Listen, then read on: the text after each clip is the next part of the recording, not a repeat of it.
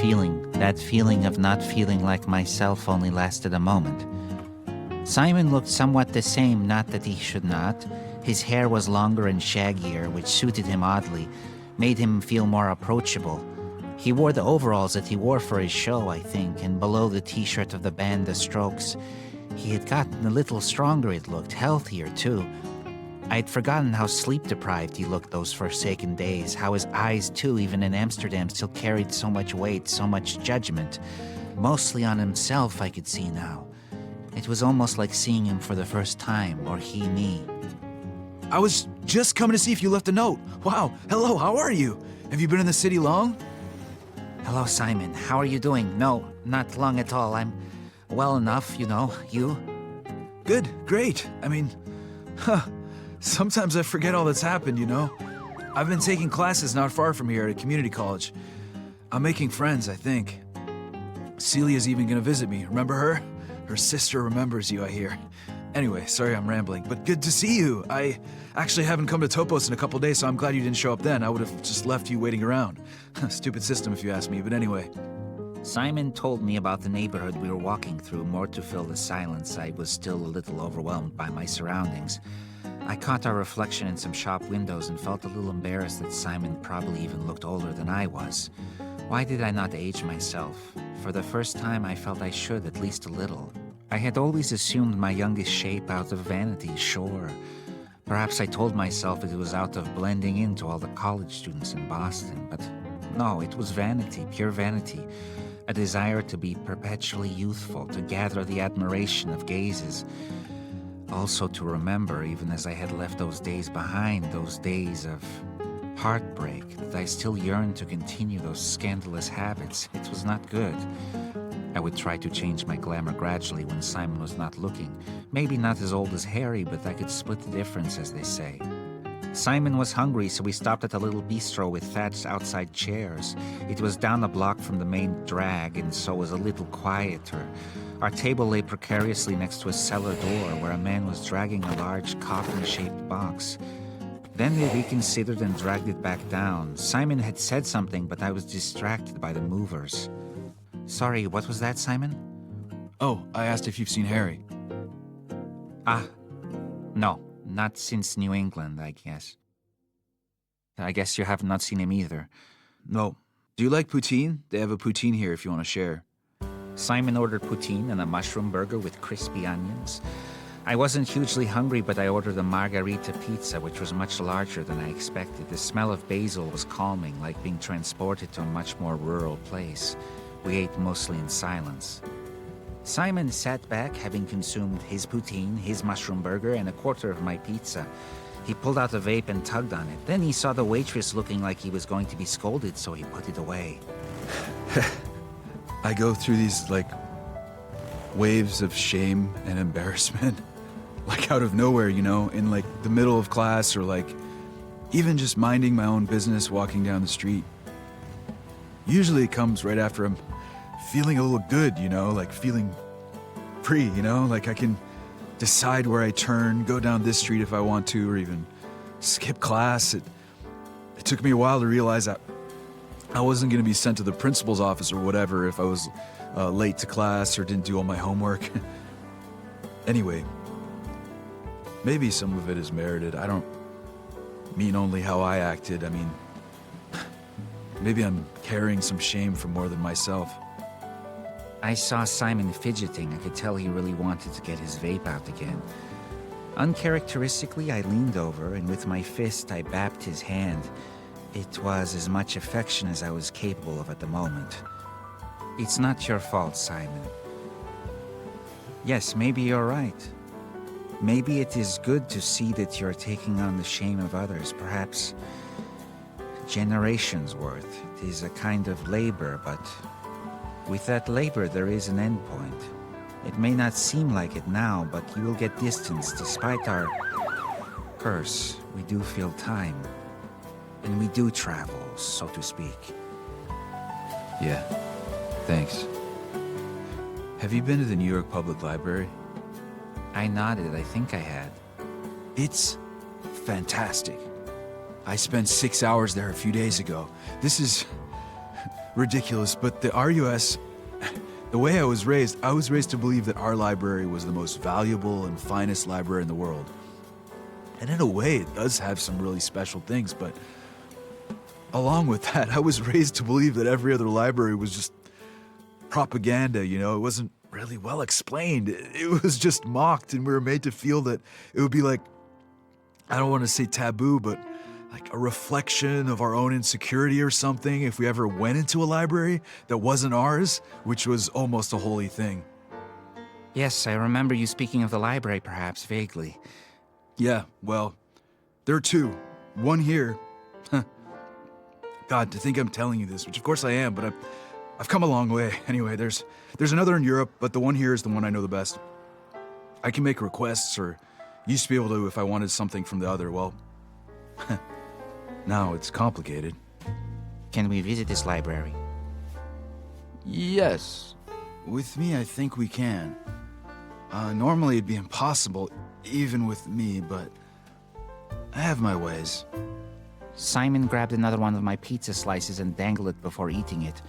I noticed his fangs were displaying, which was something young vampires often had trouble with. He left me only one, which was a little gluttonous of him, but I didn't mind. I was going to pay, but Simon waved me off and gave the waiter a black card. I had heard of these. I peeked when the waiter brought it back and saw the name, presumably of his grandmother on the card, May Blackall. It occurred to me that I might like to meet his grandmother, but I didn't want to press Simon on anything. Why? Said the voices. Interested in someone closer to your age. She's not married anymore. I'd not heard the voices joke before. Ah well, Simon saw me smiling. What's funny? Nothing. Something I saw in the bookstore, a cartoon book, I don't remember. What a strange, stupid lie. Still, it was better than telling Simon I had voices that were teasing me about wanting to bed his grandmother. I couldn't tell what it was about New York. It felt far less modern and far more haunted than I remembered. Haunted perhaps was not the right word, but underneath, perhaps from the shaking of the subway, I could feel how there was a conflict between its past, its present, and its future. More than I had felt in a city in a long time. Part of me craved to stay here for a longer time, and part of me wanted to flee. I would not be surprised if, like Simon casually having his fangs bared, I wouldn't do the same here. Lose myself in some decadence, which may be an expensive hotel or maybe the arms of another. Perhaps the first person who pays me a compliment. Perhaps I would be one of those artists who draws in the subway, and I would do so until I find one who is captivated by my talents, and then I would take them back to their home, and slowly, as if my immortality were not a chronic condition, I would lay them back against their pillow, bare their neck, and nothing, of course. But over time, I would break their hearts. I wondered if Simon had given up his vampiric ways already. I can see now that although I had long ago even considered using my fangs even for self-defense, which was all I had really used them for, I had been a vampire nonetheless. Instead, I had found willing romances and sucked the life out of them before leaving, disappearing, leaving them dry, no tears to cry. I'm sure. Sick. Still, the fountain had changed things. I ran this self-pity, this self-admonishment through my head, but it came hollow. I felt forgiveness for myself. I was human. I had needed love. I had craved love. I had not meant to hurt all these people. I was simply a very hurt person. And my sin was that I liked to delude myself to sip on the hallucinatory properties of romance, of sex, of an intimate embrace.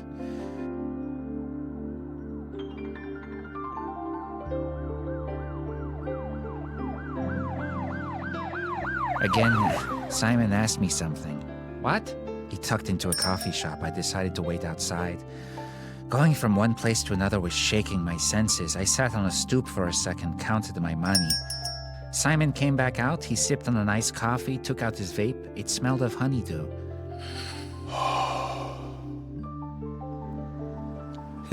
Did you hear me before? Hmm? I asked if you and this Lucy lady had a thing. Oh, well, not really. Why? Hey, don't mind me, just curious. And she's married to this other guy who got in touch with me through Parker. Dracunin.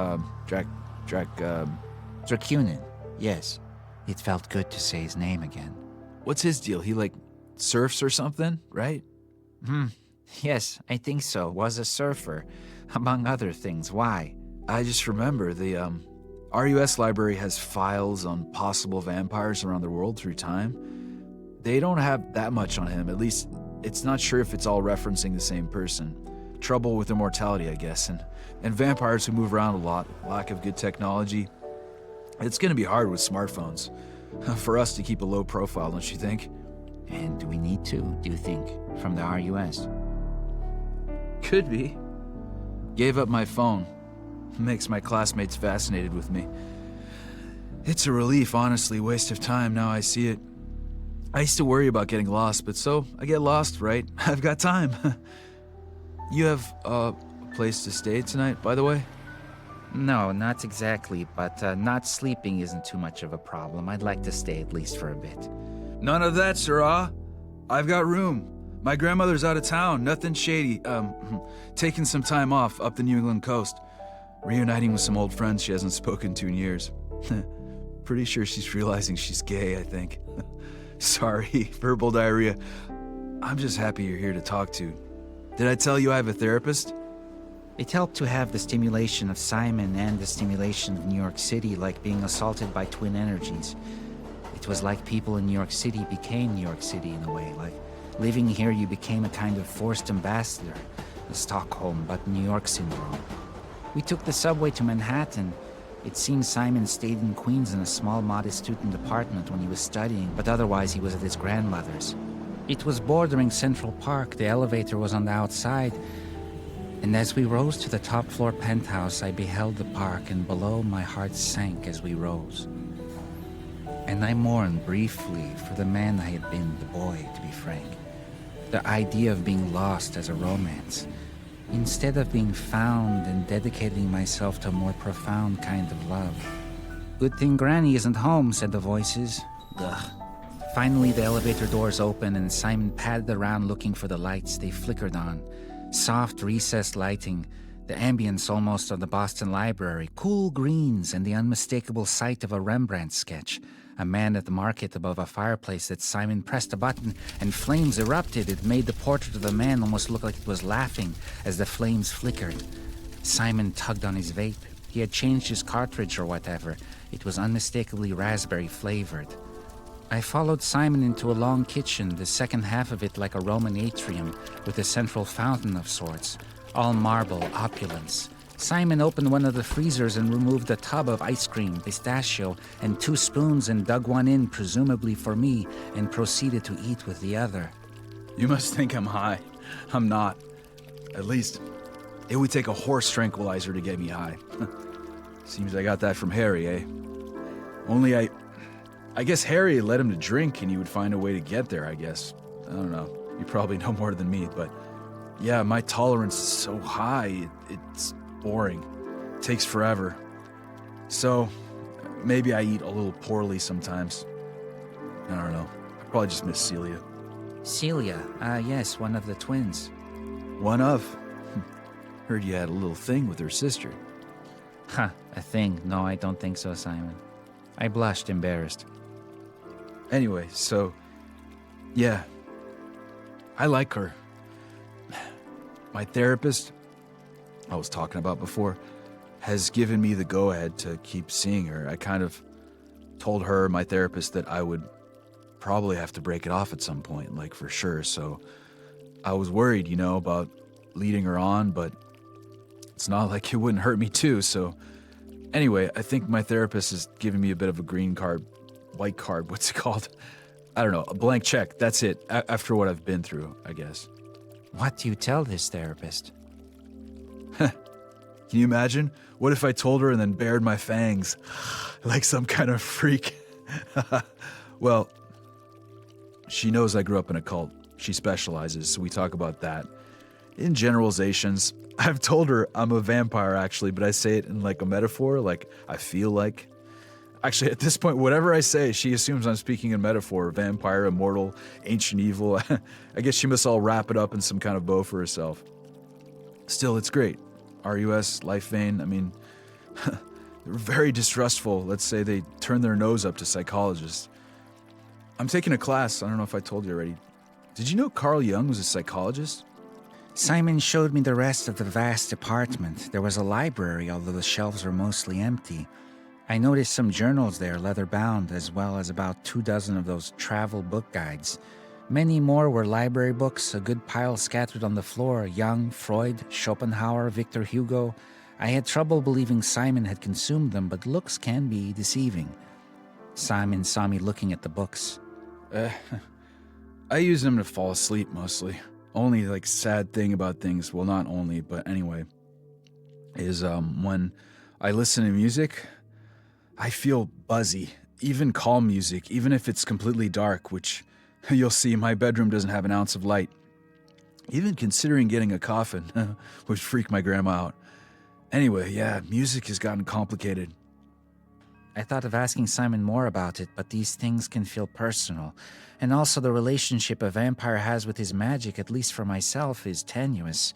I felt a superstition stop me from asking. Simon was going out with friends and wanted badly for me to come, but I told him I better not. He accepted it rather quickly. I was happy for him, for his newfound maturity, his newfound freedom. Friends, what a wonderful thing. Like wings to a young person. I did try the ice cream in the Roman-style kitchen. I sat at the edge of the little basin fountain with its easy flow coming from a little frog head spout, no doubt an ancient find repurposed.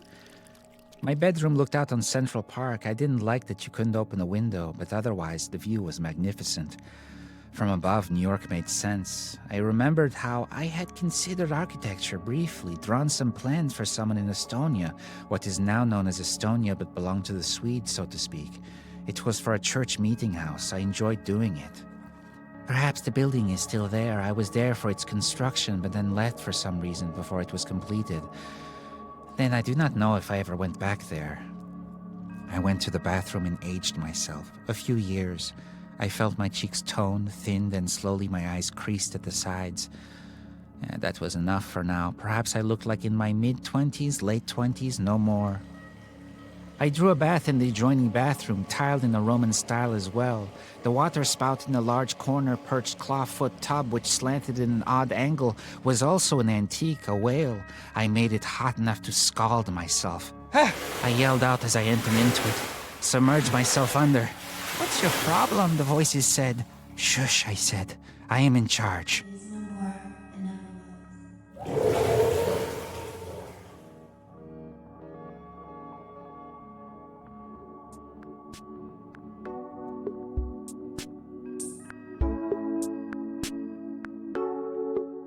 I had expected Simon to return with a whole mess of younglings, which I was prepared for, but he did not. Perhaps more than his discomfort at being a vampire, having been in a cult, was the shame of being wealthy. For someone of some substance, as I believe Simon was, it might have felt as an insurmountable mark against his character.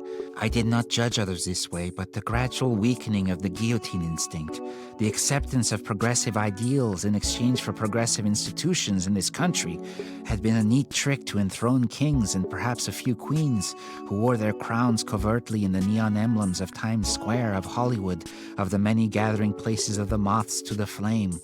I wondered what Simon would do with all that light, with all that sound. And what would he be in 100 years' time? I shuddered that he would perhaps not be what we hoped he would be, and what of it? I shuddered that I would not be what I hoped I would be either. Simon knocked at my door. Hey, just checking you have everything you need. I'm gonna try to get some sleep. I have a test tomorrow, but when I get back, maybe we can see the RUS library? If you're interested. Hey, Simon. Yeah, I'm good. Yes, that would be good. Thank you. Sleep well. You too. I heard Simon pace back down the hall. Heard the freezer open, no doubt getting the ice cream to bring to his room. Then back to his room and the door closed. I heard music then. So much for sleep, although it would not bother me much. That night I had a dream.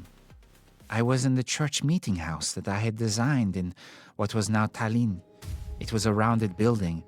I walked around its inner walls, running my hand on it. It felt soft like an animal, like a furry snake scale. As I walked in a circle, I felt myself grow younger and younger until I was just a little one again. Hello, Neto. Hello, Neto. Said the same boy from before.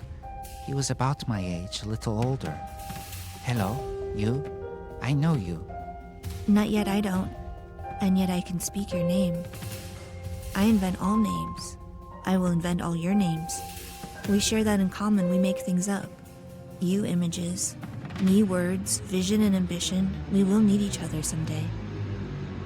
At that, I felt the walls move, and was more than a little surprised to find that they were not walls, but a large snake-like creature, many heads above me. The sky was black above us, no moon. But then I saw it, the face of the dragon. It had its own tail in its grasp, but then it released, slid away from me, and then to the side of the boy, leaving me vulnerable. Nothing to my back, only his gaze and the creature, a dragon as large as a house. But somehow neither scary to me, though I could not mark it as a friend. I am insecure, and so what, and that is okay, I said to the boy. Suit yourself, Neto. Suit yourself, Neto. The boy climbed on top the snake-like dragon, and they slinked away into the dark. Then for a long moment, I was lost in darkness and grief and sadness, and I found myself calling for Agatha, struggling in the bed of my youth until I woke. In a sweat. I got up, took a towel to my front, went into the bathroom, and for some reason, I aged myself down, pressed my hand to my skin. I recognized myself again. On the floor of the bathroom, my bunny backpack lay open. Dangling outside of it was my old pocket watch. I fiddled with its dial for a moment before shoving it back in, closing the bunny backpack, placed it on the dresser in my room, walked to the large window, raised the drawstring curtain, pressed my forehead against the cool of the glass.